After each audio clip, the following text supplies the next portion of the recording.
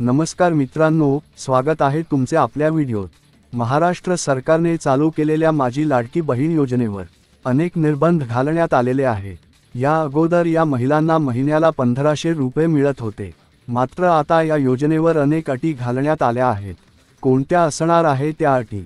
त्याच अटी आजच्या व्हिडिओतून पाहणार आहोत, त्यामुळे व्हिडिओ शेवटपर्यंत जरूर पहा। तर लाडकी बहीण योजनेतून जवळपास 5 लाख महिला लाभार्थ्यांना वगळण्यात आले आहेत। त्यात स्वच्छेने योजनेतून नाव मागे घेणाऱ्या महिलांचा समावेश आहे। त्यामध्ये संजय गांधी निराधार योजनेच्या लाभार्थ्यांना वगळण्यात आले आहे। ज्या महिलांचे वय 65 वर्षे पूर्ण झालेले अशा लाभार्थ्यांना देखील यातून वगळण्यात आले आहे।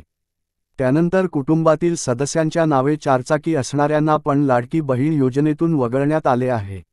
यासह नमोशक्ती योजनेतील लाभार्थी देखील आता या योजनेचा लाभ घेऊ शकणार नाही। तर अशा एकूण 5 लाख महिलांना यापुढे योजनेचा लाभ मिळणार नाही। अशाच माहितीसाठी आपल्या चॅनलला सबस्क्राईब जरूर करा।